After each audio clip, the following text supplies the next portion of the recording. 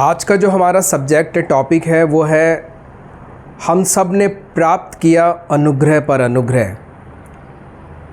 क्या टॉपिक है आज हमारा? हम सब ने प्राप्त किया है अनुग्रह पर अनुग्रह। यूहन्ना उसका पहला अध्याय और उसके 9 पद से परमेश्वर का वचन यहाँ इस तरीके से कहता है, सच्ची ज्योति जो हर एक मनुष्य को प्रकाशित करती है जगत में आने वाली थी। वह जगत में था और जगत उसके द्वारा उत्पन्न हुआ और जगत ने उसे नहीं पहचाना। परमेश्वर का वचन कह रहा है कि प्रभु यीशु मसीह के बारे में वो बता रहा है कि प्रभु यीशु मसीह इस संसार में आने वाले थे और वो पहले से जगत के अंदर थे, आने वाले थे इस संसार में, मगर वो पहले से इस जगत में, इस यूनिवर्स में वो ऑलरेडी पहले से थे। उसके बिना कुछ भी चीज़ ऐसा नहीं है कि उत्पन्न हो गई, उसी के ही द्वारा सब चीज़ें उत्पन्न हुई है। वह जगत में था और जगत उसके द्वारा उत्पन्न हुआ और जगत ने उसे नहीं पहचाना। वह अपने घर आया और उसके अपनों ने उसे ग्रहण नहीं किया, परंतु जितनों ने उसे ग्रहण किया उसने उन्हें परमेश्वर की संतान होने का अधिकार दिया, अर्थात उन्हें जो उसके नाम पर विश्वास रखते हैं। हालेलुया। तो यहाँ पर हम लोग देख रहे हैं कि लोगों ने तो ग्रहण नहीं किया उसको, मगर जितनों ने भी उसको ग्रहण किया उनको उसकी संतान होने का, परमेश्वर की संतान होने का क्या दिया? अधिकार दिया। वो इज़राइल के अंदर आया, अपने लोगों में आया। जिस जाति को परमेश्वर ने इज़राइल नाम दिया वो जाति के बीच में आया। परमेश्वर ने जो उनसे वायदा किया था उनको छुड़ाने का, उनको बचाने का, उनका उद्धार करने का, परमेश्वर अपने वायदों में बना रहा। ठीक है, आप लोग आगे पीछे होकर बैठ सकते हो, अपने आप को अलर्ट रखना। ठीक है, तो परमेश्वर ने अपने वायदों के अनुसार सब कुछ चीज़ों को क्या किया? मेरे साथ बोलो, पूरा किया है। पूरा किया। वो वायदों को पूरा करने वाला परमेश्वर है। और उसने प्रभु यीशु मसीह को अंत में भेजा और उद्धार की उस योजना को प्रभु यीशु मसीह की क्या किया? प्रभु यीशु मसीह के द्वारा क्या किया? उस उद्धार की योजना को पूरा किया। और इज़राइल के लोगों ने क्या किया? उसका विश्वास नहीं किया। कुछ लोगों ने किया, बहुत से लोगों ने नहीं किया। और फिर उसके बाद में उद्धार पूरी दुनिया के लिए अवसर, उस उद्धार का उस अवसर को पूरी दुनिया के लिए खोल दिया गया, जिसके भागीदार आज हम लोग हैं। मगर लिख रखा है जितने भी लोगों ने विश्वास किया, हम सब आज परमेश्वर की क्या बन चुके हैं? संतान बन चुके हैं। हालेलुया। परंतु जितनों ने उसे ग्रहण किया उसने उन्हें परमेश्वर की संतान होने का अधिकार दिया, अर्थात उन्हें जो उसके नाम पर विश्वास रखते हैं। वे न तो लहू से, न शरीर की इच्छा से, न मनुष्यों की इच्छा से, परंतु परमेश्वर से उत्पन्न हुए हैं। जितने भी लोग परमेश्वर पर विश्वास रखते हैं वो ना तो शरीर से उत्पन्न हुए, ना लहू से उत्पन्न हुए, वो परमेश्वर के द्वारा उत्पन्न हुए। किसके द्वारा उत्पन्न हुए? परमेश्वर के द्वारा वो लोग उत्पन्न हुए हैं। तो हम लोग कोई भी ये ना सोचें कि मैंने यीशु को ग्रहण किया है या यीशु को मैंने अपना उद्धारकर्ता मान लिया है। ये कोई भी ऐसा ना सोचे कि मैंने यीशु को ग्रहण किया है। ऐसा नहीं हो सकता है। जब तक परम पिता परमेश्वर अपने पास आने का किसी को अवसर ना दे, कोई भी उसके पास में नहीं आ सकता, पहुंच नहीं सकता। हमें बहुत आसान लगता है मसीह जीवन, क्रिश्चियन, बहुत कि है ना, क्रिश्चियन बन जाएंगे या क्रिश्चियन बना लो, है ना, धर्मांतरण की बातें जैसे हम लोग सुनते हैं। ठीक है, कि पैसा देकर बनाते हैं, बहुत ढेर सारी बातें, बहुत ढेर सारा गलत ये अफवाह, गलत न्यूज़, गलत वर्ड बोलते हैं। मगर हकीकत में जो प्रभु यीशु मसीह पर विश्वास करता है, विश्वास के संग में जीवन जीता है, मसीह जीवन कांटों पे चलने की राह है। यीशु ने कहा है जो मेरे पीछे आना चाहता है वो अपना क्रूस उठाए। वो अपने आप का इनकार करे। और मेरे प्रियो, तब हम प्रभु यीशु मसीह के अंदर रोपे जाते हैं, उत्पन्न होते हैं, और ये बिना परमेश्वर के द्वारा नहीं हो सकता है, उसके आत्मा के द्वारा नहीं हो सकता है। तो हमने आज जो हमारा जो टॉपिक है वो क्या है? हम सब ने पाया है अनुग्रह पर अनुग्रह। आगे देखो, और वचन देहधारी हुआ और अनुग्रह और सच्चाई से परिपूर्ण होकर हमारे बीच में डेरा किया। और वचन जो था प्रभु यीशु मसीह जो थे, जो ऑलरेडी पहले से संसार में थे, इस यूनिवर्स में थे, अब वो देहधारी होकर, यानी उन्होंने देह को धारण कर कर कुमारी मरियम से पवित्र आत्मा के द्वारा उसके गर्भ में आकर, और अब देह को धारण किया, उन्होंने जन्म लिया, और उसके बाद के अंदर प्रभु यीशु हमारे बीच में संसार में आ गए, प्रकट हुए। ठीक है। और क्या लिख रखा है? और अनुग्रह और सच्चाई से परिपूर्ण होकर हमारे बीच में डेरा किया। निकालो मेरे साथ इफिसियों की पत्री। हमने पिछले दिनों में इसको पढ़ा है। इफिसियों उसका पहला अध्याय और उसकी चंद आयतों को हम पढ़ेंगे। इफिसियों की पत्री उसका पहला अध्याय। यहाँ लिखा है, सब प्रकार की प्रधानता और अधिकार और सामर्थ और प्रभुता के और हर एक नाम के ऊपर, जो न केवल इस लोक में पर आने वाले लोक में भी लिया जाएगा, बैठाया, और सब कुछ उसके पांवों तले कर दिया, और उसे सब वस्तुओं पर शिरोमणि ठहराकर कलीसिया को दे दिया। यह उसकी देह है और उसी की परिपूर्णता है, जो सब में सब कुछ पूर्ण करता है। हालेलुया। अब देखो, आप समझो, यहाँ पर क्या लिख रखा है? यह उसकी परिपूर्णता है जो सब में सब कुछ पूर्ण करता है। परिपूर्णता क्या? देखो, अब यूहन्ना में आ जाओ वापस 14वें पद में। और वचन देहधारी हुआ और अनुग्रह और सच्चाई से परिपूर्ण होकर हमारे बीच में डेरा किया। क्या लिख रखा है? सच्चाई से परिपूर्ण होकर। ये वो परिपूर्णता है जिसने यीशु मसीह ने उस परिपूर्णता में से हमें दिया। क्या दिया? अनुग्रह पर अनुग्रह। देखो NIV संस्करण में क्या लिखा है? अभी हम इसको ख़त्म करते हैं, फिर आगे बताता हूँ मैं। 15वां पद भी पढ़ लेते हैं। और हमने उसकी ऐसी महिमा देखी जैसी पिता के एकलौते की महिमा। यूहन्ना ने उसके विषय में गवाही दी और पुकार कर कहा, ये वही है जिसका मैंने वर्णन किया कि जो मेरे बाद आ रहा है वह मुझसे बढ़कर है, क्योंकि मुझसे पहले था, क्योंकि उसकी परिपूर्णता में से हम सब ने प्राप्त किया, अर्थात अनुग्रह पर अनुग्रह। हमने उसकी परिपूर्णता में से प्राप्त किया है। बोलो मेरे साथ, अनुग्रह पर अनुग्रह। यानी जिस अनुग्रह के हम लायक नहीं थे, उसने हम पर वो अनुग्रह किया कि हम उसके लायक हो सकें। आप समझना मेरी बात को। मानो रोड है, कच्चा रास्ता था, उस कच्चे रास्ते को लेबल किया गया और उस पर मोरम बिछाई गई, है ना, रोड बनने से पहले। और फिर उसके बाद में हम लोग मोरम की रोड के भी लायक नहीं थे, मानो, है ना। हम लोग बहुत देहाती थे, गांव थे, बहुत बैकवर्ड एरिया में रहते थे हम लोग। मान लो पानी बार बार रोडों को तोड़ देता था, मान लो ऐसे बैकवर्ड एरिया में रहते। मगर हम पर अनुग्रह हुआ गवर्नमेंट का कि हमारे लिए रोड बनाई गई।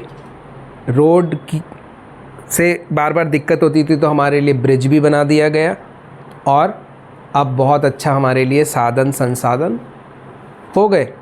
ठीक है। अफ्रीकन कंट्रीज़ के, जो अफ्रीका की के जो कुछ देश ऐसे हैं, अफ्रीका कंट्री के अंदर कुछ शहर ऐसे हैं जिनकी हालत बहुत ख़राब है। वहाँ की गवर्नमेंट ने उनके लिए कुछ भी प्रोवाइड नहीं किया। तो जो स्वयं सेवी संस्थाएं हैं, जो ऐसी संस्थाएं जो फ़ॉरेन से आती हैं, जो अमेरिका वगैरह से आती हैं, वो जाती हैं और उनके लिए पानी के ट्यूबवेल का इंतज़ाम करती हैं, स्कूल खोलती हैं बच्चों का, और ये सारा काम करती हैं। ये क्या है? एक तरीके का अनुग्रह, दया। जिस अनुग्रह के लायक वो लोग नहीं थे, यानी उनकी गवर्नमेंट कुछ नहीं कर पा रही थी, वो अनुग्रह परमेश्वर ने अपनी कृपा की दृष्टि उस गांव में डाली और वो स्वयं सेवी संस्थाओं के मन में डाला कि वो उस देश में जाएं, उसका सर्वे करें और उन बच्चों के लिए स्कूल और अच्छे पानी की व्यवस्था करे, और ऐसे दानदाताओं को तैयार किया कि वो वहाँ पर उसके लिए दान दे सकें। समझ रहे हो आप मेरी बात? यानी हम लोग पापी थे, इतने पापी थे कि हम पर कोई अनुग्रह दंड मिलना ही था हमें, मगर प्रभु यीशु को हमारे लिए भेजा गया कि हमारे दंड दूर हटाकर प्रभु यीशु मसीह को रख दे और हमें शांति का जीवन मिल जाए। यह है अनुग्रह। हमारे लिए उद्धार नहीं था, उद्धार किसके लिए था? इज़राइल के लिए। समझ रहे हो आप? इज़राइलियों के लिए था। यीशु मसीह हमारे लिए आया, उसने हमारे लिए दुख उठाया और उद्धार का मार्ग पूरी दुनिया के लिए खोल दिया। समझे आप? तो अनुग्रह पर अनुग्रह उसकी परिपूर्णता में से हम लोग प्राप्त करते हैं। देखो, क्योंकि उसकी परिपूर्णता में से हम सब ने प्राप्त किया, अर्थात अनुग्रह पर अनुग्रह। हम लोग किसी भी चीज़ के लायक नहीं थे, मगर परमेश्वर ने इफिसियों की पत्री के अनुसार प्रभु यीशु मसीह को सारा अधिकार, सारा प्रभुत्व, सारा कुछ राइट देकर कलीसिया को दे दिया, यीशु मसीह को। अब जो भी हम में कमी घटी है, हम यीशु के पास में जाते हैं, प्रार्थना करते हैं कि यीशु परमेश्वर हमें बुद्धि की घटी है तो आप हमें बुद्धि दो। आप बोलोगे परमेश्वर मैं बहुत अच्छा गाना चाहता हूँ, स्तुति आराधना, तो परमेश्वर आपको पवित्र आत्मा के द्वारा गाने के लिए आपको समझ और बुद्धि देगा, वरदान देगा।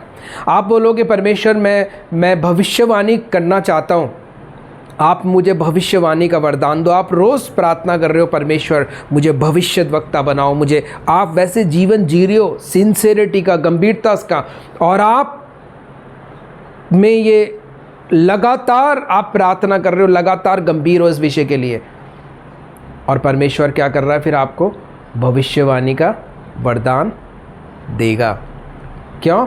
बाइबल में लिख रखा है बड़े से बड़े वरदानों की धुन में रहो। इसका मतलब है हमारे लिए ये सारी चीज़ें खुली हैं, मगर हम लोग जब ध्यान देंगे तब हमारे को ये सारी चीज़ें उपलब्ध हो जाएंगी। देखो NIV संस्करण में क्या लिखा है जो अभी हमने पढ़ा, क्योंकि उसकी परिपूर्णता में से हम सबको प्राप्त हुआ, अर्थात अनुग्रह पर अनुग्रह। NIV में लिख रखा है उनकी कृपा की परिपूर्णता से हम सभी को एक के बाद एक आशीर्वाद प्राप्त हुआ है। यानी हम पर ये होना नहीं था, मगर ये उसकी कृपा हुई है कि उसकी कृपा के द्वारा, उसकी करुणा, उसकी भलाई, उसकी दया के द्वारा हम लोग उस अनुग्रह पर अनुग्रह क्या करें? प्राप्त करें। डेक संस्करण में लिखा है उसकी परिपूर्णता से हम सब ने प्राप्त किया और अनुग्रह के लिए हमने क्या पाया? अनुग्रह। हम लोग बोलते हैं ना, अरे इसको समझ नहीं है क्या? क्या नहीं है? समझ नहीं है कि मानो बिल्कुल ऐसा आदमी है जो कीपैड वाला मोबाइल चला रहा है और वो उसको एकदम टच स्क्रीन मोबाइल मिल गया, तो उस टच स्क्रीन मोबाइल को चलाने के लिए क्या चाहिए उसको? समझ, है ना? तो जो समझ है वो इतनी कॉमन सेंस जो है ना, वो कॉमन सेंस मतलब सामान्य ज्ञान सामान्य नहीं है, उसको समझने के लिए भी समझ लगानी पड़ती है। ठीक है? तो अनुग्रह और अनुग्रह हमको मिला है प्रभु यीशु मसीह के द्वारा, और बातें हमारे अंदर डाल दी। ना सिर्फ हमारे पाप क्षमा हुए, ना सिर्फ हमें दंड से मुक्ति मिल गई, बल्कि हम लोग उसके वारिस और पुत्र पुत्री भी बन चुके हैं। हालेलुया! आप समझ रहे हैं मेरी बात? यानी एक जेल में बंद था आदमी, उसको फांसी की सज़ा होनी थी, और उसके बाद में एक ऐसा ऑर्डर आता है कि उसकी फांसी की सज़ा माफ़ हो जाती है। ना सिर्फ माफ़ हो जाती है बल्कि उसको घर दिया जाता है, कार दी जाती है, अच्छा सेटअप तैयार करके कुछ बीघा ज़मीन उसको दी जाती है। समझ रहे हो आप? ये है अनुग्रह। वैसे ही परमेश्वर ने यीशु के द्वारा हमें माफ़ किया, श्रापों से, पापों से हमें मुक्ति दी, और उसके बाद में फिर उसके बाद के अंदर हम पर दया और कृपा करते हुए हमें आशीषें दी, बहुतायत दिया, अनंत जीवन दिया, और परमेश्वर ने अंत में अपना पवित्र आत्मा भी हमारे लिए उंडेल दिया। हालेलुया। तो हमें समझना पड़ेगा कि उसने हम पर दया तो दिखाई है, उसने हमें अनाथ भी नहीं छोड़ा है, और वो हमें लिए लिए चलता है, लिए लिए फिरता है। वो हमारे बैरियों से हमें छुड़ाता और बचाता है। वो हमारा परमेश्वर, वो हमारा क्या है? सहायक है।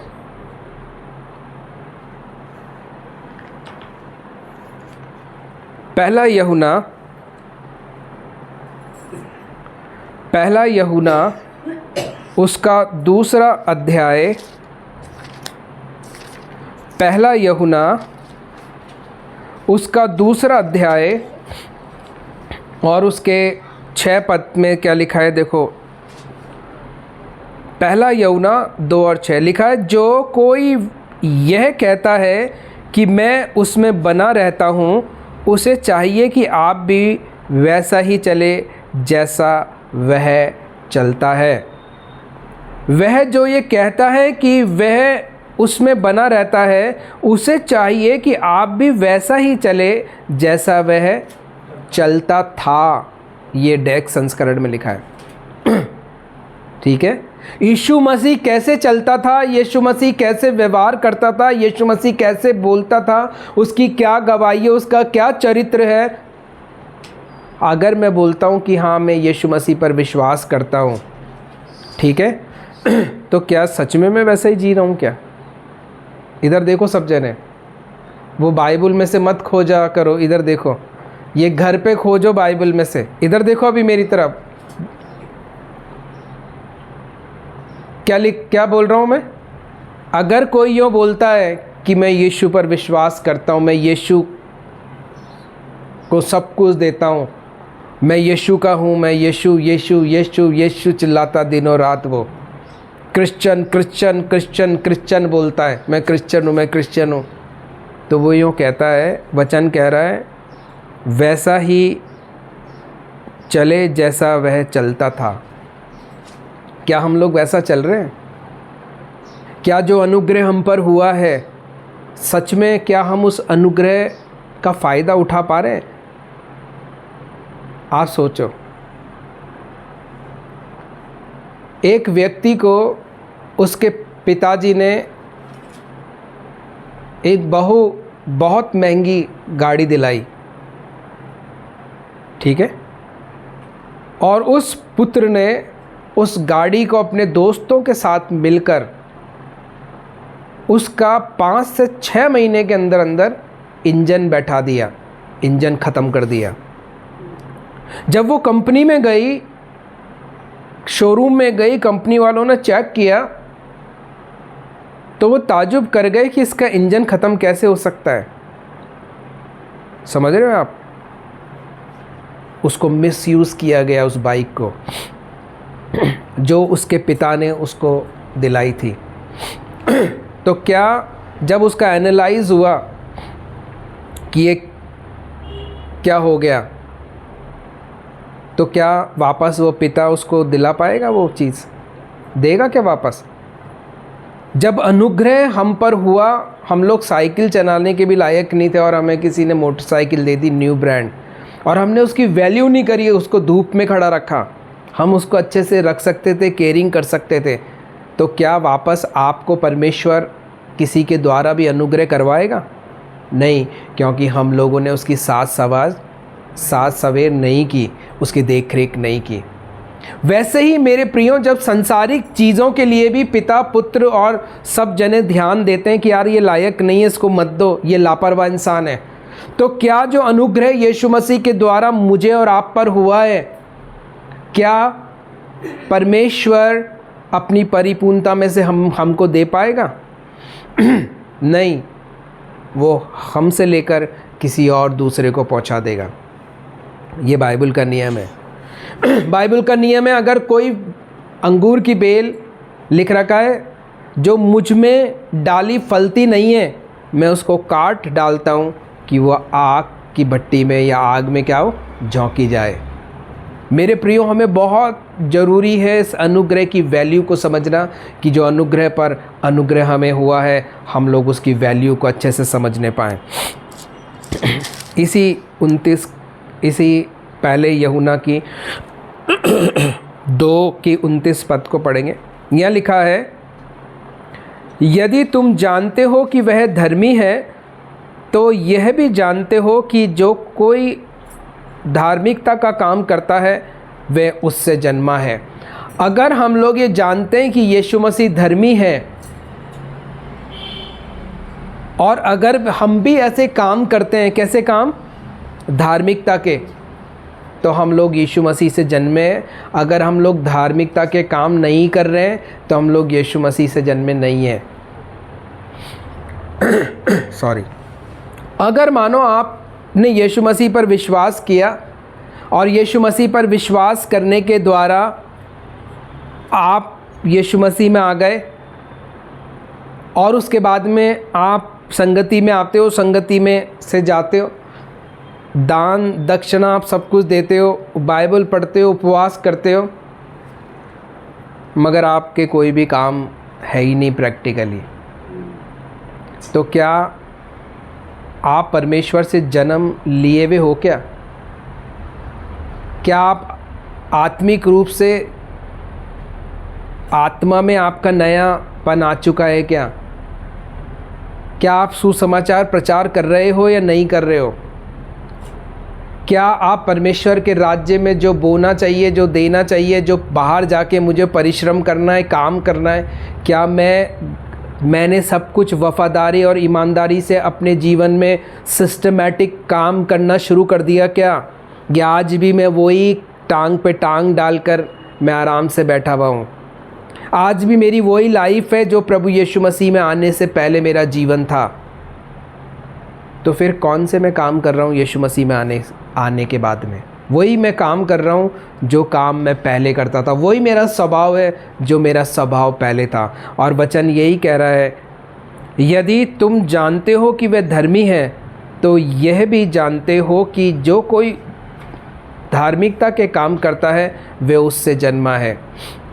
जैसे हमने भी पढ़ा, इससे पहले हमने पढ़ा कि क्या हम उसके जैसे, हम उसको जानते तो हैं, मगर क्या हम लोगों ने उसके जैसे काम किए हैं क्या? तभी तो हम उसके बेटा बेटी हैं। अगर हम लोग उसके जैसे काम ही नहीं कर रहे तो कौन पहचानेगा आपको? मुझे बताओ, कौन पहचानेगा आपको? अगर आप उसके जैसे काम करोगे तब हमारी पहचान है, नहीं तो हमारी कोई भी पहचान नहीं है, क्योंकि यीशु मसीह से हमारी पहचान आती है। इसी पहले यूहन्ना 3:7 को हम देखेंगे। यहाँ लिखा है, हे बालकों, किसी के भरमाने में ना आना। जो धार्मिकता के काम करता है वही उसके समान धर्मी है। वापस ये कह रहा है, अनुग्रह तो हो गया, मगर उस अनुग्रह का फ़ायदा क्या हुआ? हम कर रहे क्या हैं? क्या हम वचन के अनुसार अपना जीवन जी रहे हैं? जो हमें काम करना है वो काम हम लोग कर रहे हैं? इधर देखो आप मेरी तरफ, मैं सारे पद दे दूंगा आपको, अच्छे से घर पे जाके बहुत अच्छे से पढ़ना, फिर मैं अगली रविवार को आपसे पूछूंगा जब मुझे बताना उस पे से। तो क्या हम लोग वो काम कर रहे हैं जो हमें करना चाहिए?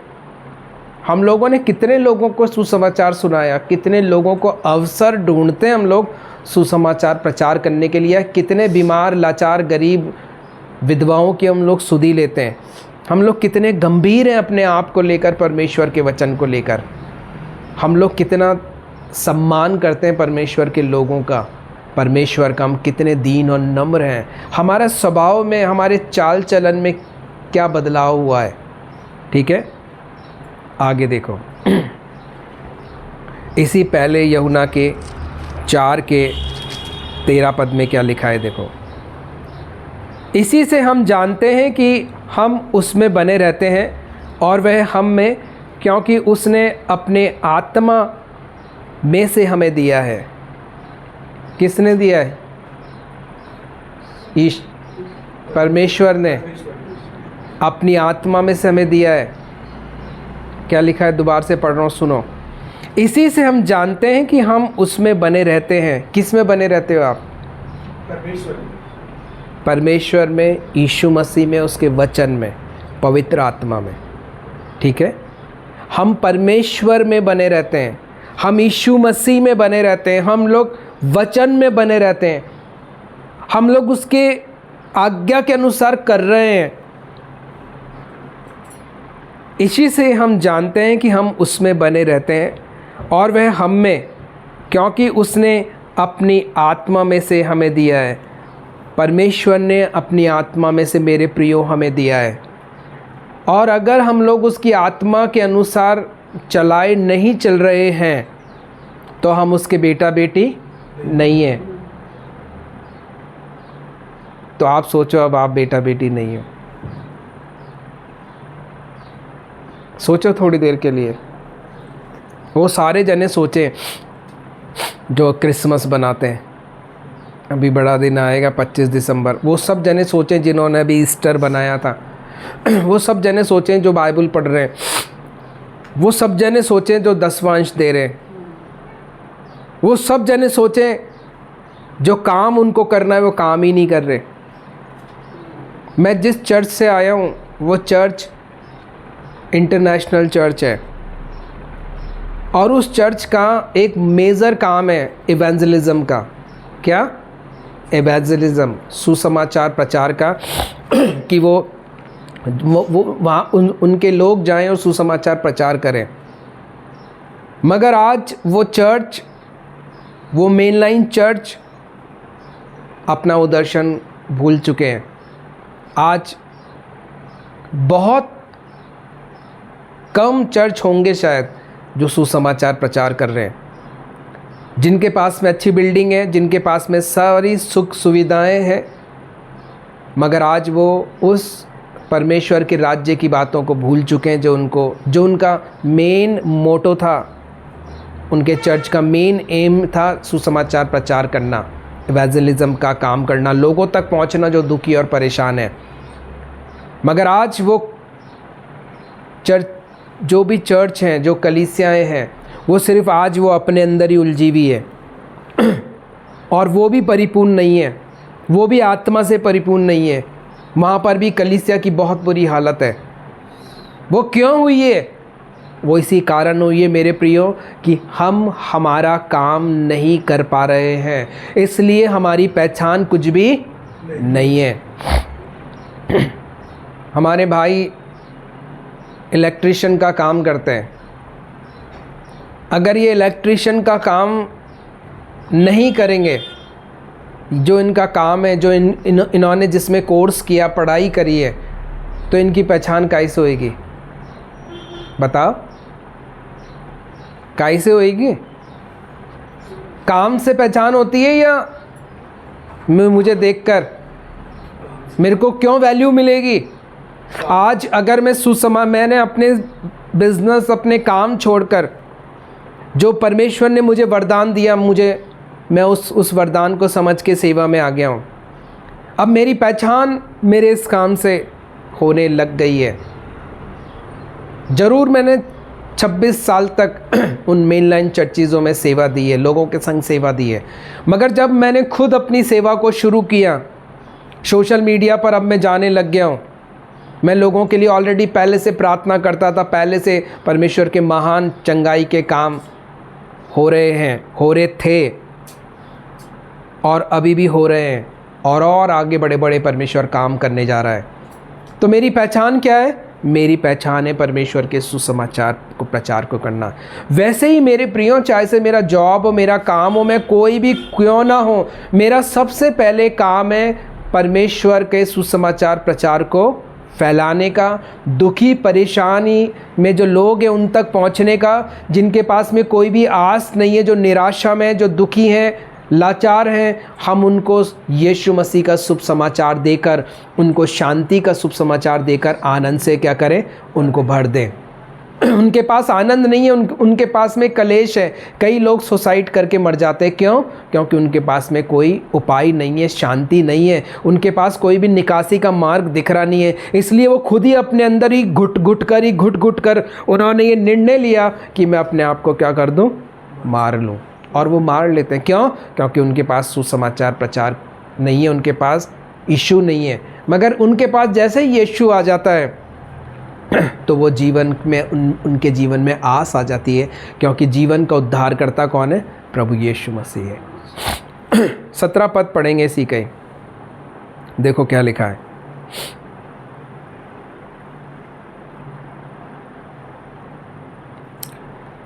इसी से प्रेम हम में सिद्ध हुआ कि हमें न्याय के दिन हियाब हो, क्योंकि जैसा वह है वैसे ही संसार में हम भी हैं। आप लोग संसार में कैसे हो? या बहुत से जो लोग हैं वो संसार में कैसे हैं? बताओ मुझे, बताओ। देखो क्या लिख रखा, दोबारा पढ़ रहा हूँ। इसी से प्रेम हम में सिद्ध हुआ कि हमें न्याय के दिन हियाब हो, क्योंकि जैसा वह है वैसा ही संसार में हम भी हैं। कौन है वे? कौन है? यीशु। यीशु जो स्वर्ग में अभी है, वो कह रहा है हम में वो प्रेम सिद्ध हुआ है, क्योंकि जैसा वो है वैसे हम भी संसार में हैं। अब आप सोचो यीशु कैसा है? बताओ, जवाब दो। अब आपको जवाब देना है। यीशु कैसा है? इफिसियों की पत्री याद रखो। सारा अधिकार, सारा प्रभुत्व, सारी सामर्थ, पूरे यूनिवर्स का पूरा अधिकार उसमें शैतान वैतान सब आ गए। ना सिर्फ इस लोक का बल्कि आने वाले लोक का। उसको शिरोमणि करके बैठा दिया यीशु को। और ये वो यीशु को बैठाने के बाद, वो सारा अधिकार देने के बाद, वो सारा अधिकार मुझे दे दिया। समझ में आया आपको? दे तो दिया अधिकार,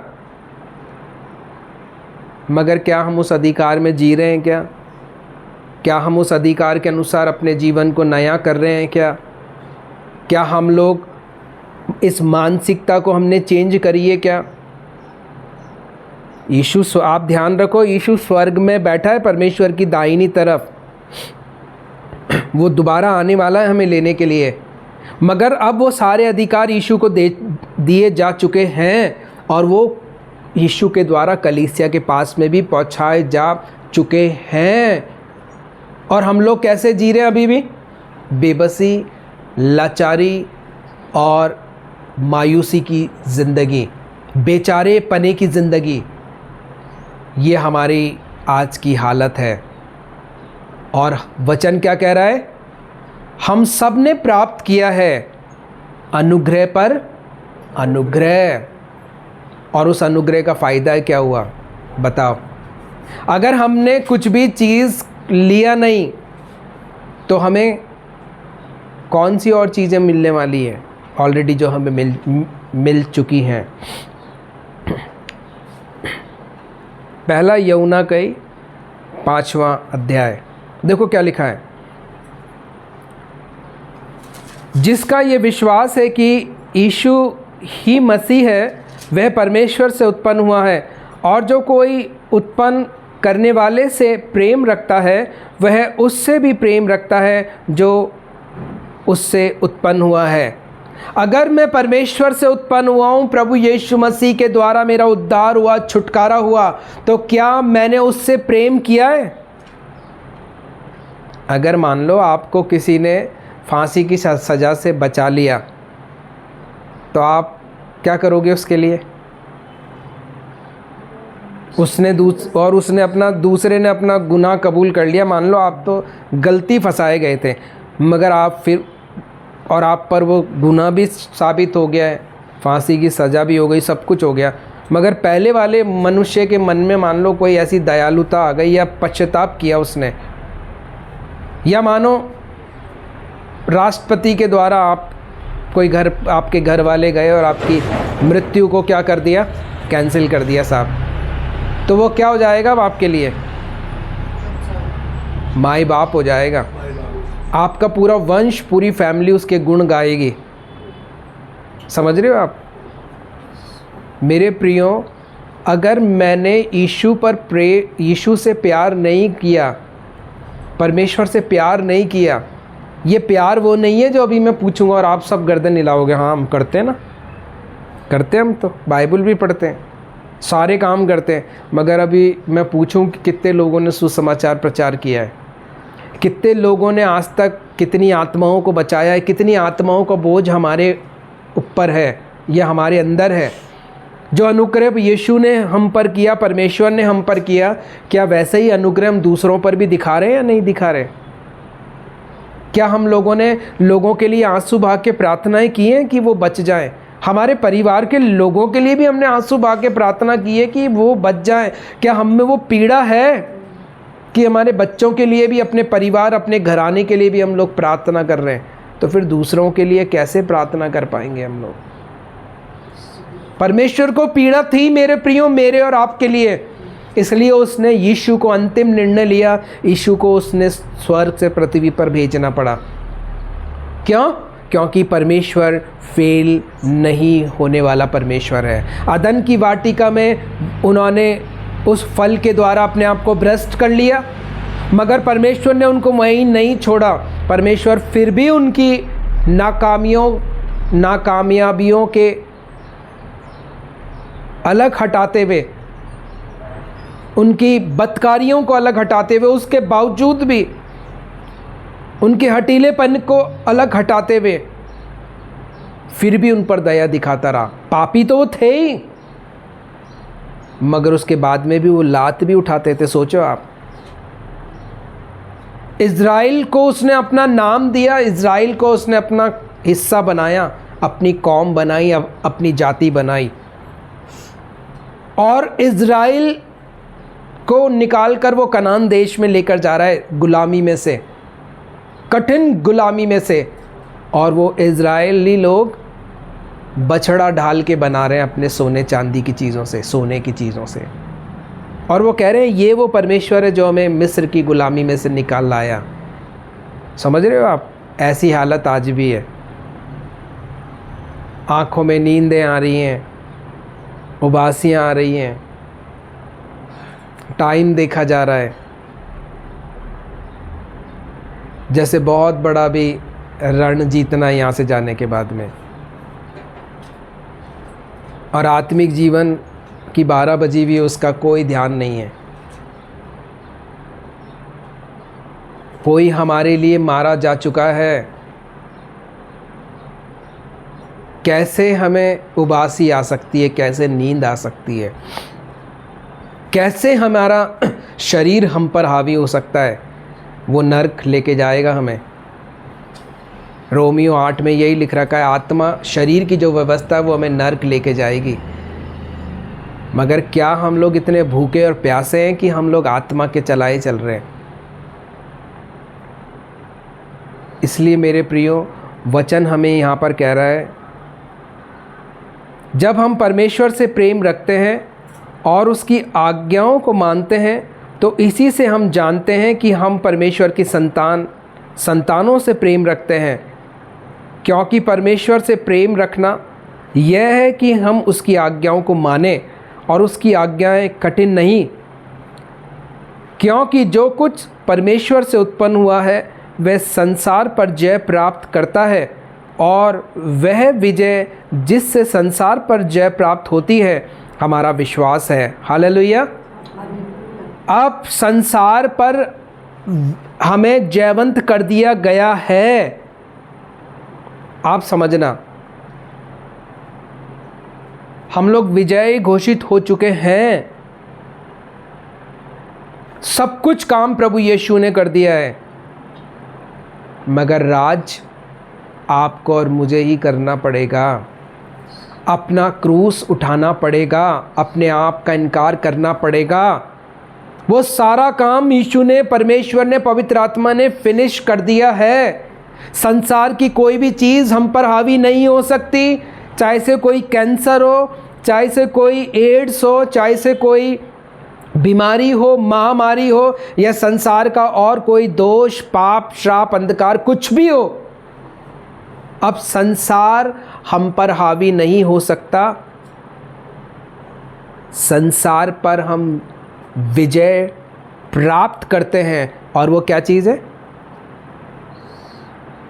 जिससे संसार पर जय प्राप्त होती है, वो है हमारा विश्वास। बोलो, हमारा विश्वास। अगर आप ये विश्वास करते हो कि हमारा उद्धार हुआ है, मेरा उद्धार हुआ है, यीशु मसीह मेरे लिए मारा गया, गाड़ा गया, तीसरे दिन मुर्दों में से जिलाया गया, अपने पापों का अंगीकार करते हो और फिर से पाप नहीं करोगे, झूठ नहीं बोलोगे, लालच नहीं करोगे, गंदी क्रूर दृष्टि नहीं डालोगे, जुबान से पटर पटर पटर पटर अनशन जो भी मुंह में आ गया नहीं बोलोगे, दीनता और नम्रता के संग में चलोगे। बोलने के द्वारा बहुत सी समस्याएं आती हैं, पता है आपको।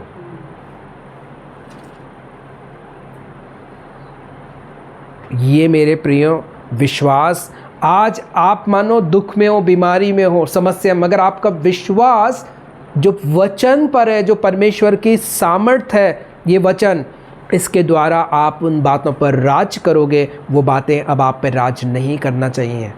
वो क्या चीज़ है? आपका विश्वास।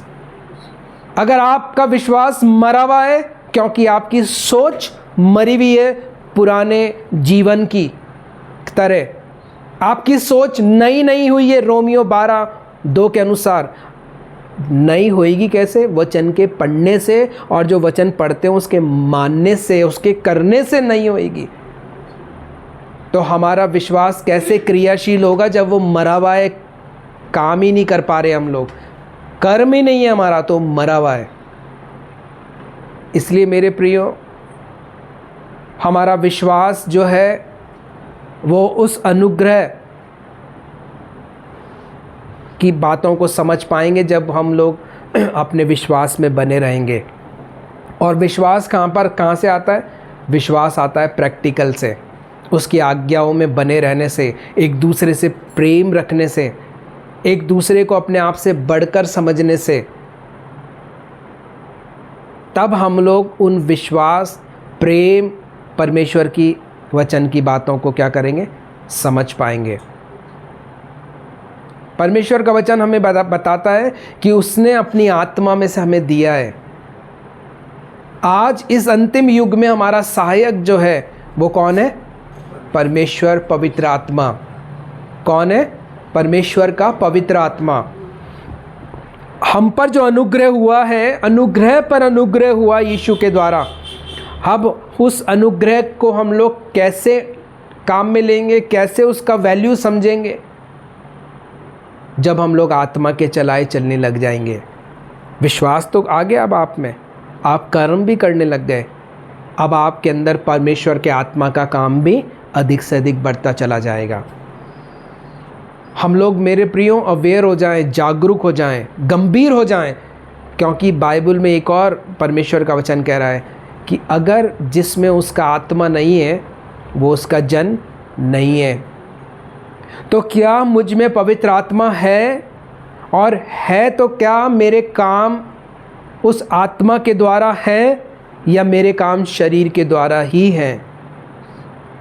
इसलिए आज का विषय बहुत गंभीर है कि जो अनुग्रह हमें दिया गया, क्या हम लोग उसकी वैल्यू कर रहे हैं?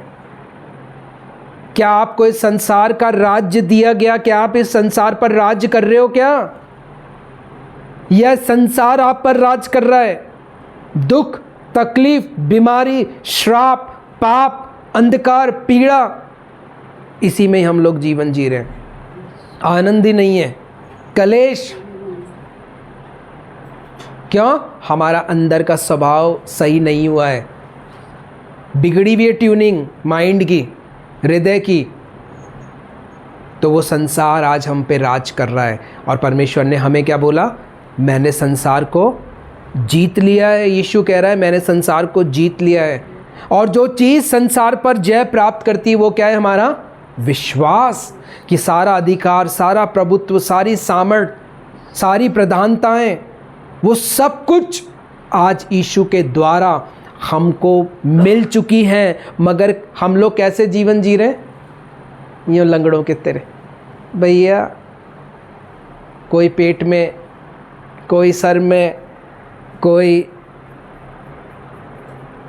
विश्वास कर लिया है, उद्धार हो गया है, मगर जीवन कैसे? बेबसी और लाचारी वाला।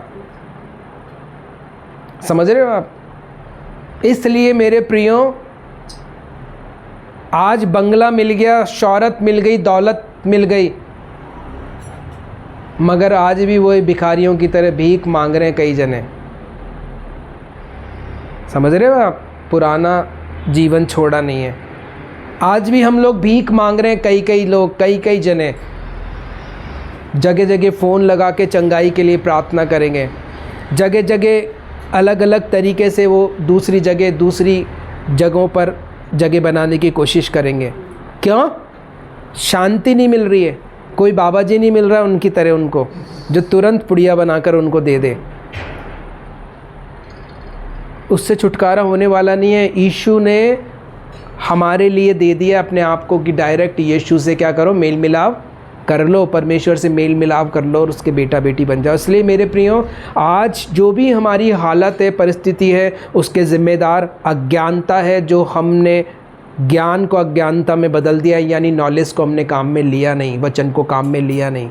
और आज भी जो वचन का बीज बोया जा रहा है उसको हमें काम में लेना है, उसके अनुसार जीवन जीना है, और उसके अनुसार ही हम लोग क्या करें? फलों को लेकर आए। यह अनुग्रह तब काम करेगा जब हम इस अनुग्रह के अनुसार काम कर रहे हैं। प्रभु आप सबको आशीष दे, आप सबकी समझ की आंखें ज्योतिर्मय हो, परमेश्वर के वचन के अनुसार अपना जीवन जिएं, और जैसा परमेश्वर चाहता है, जैसी वो अपेक्षा हमसे करता है, उसके अनुसार ही हम क्या करें? काम करें। प्रभु आप सबको आशीष दे स्वर्ग से, आप सबकी समझ की आंखें ज्योतिर्मय हो।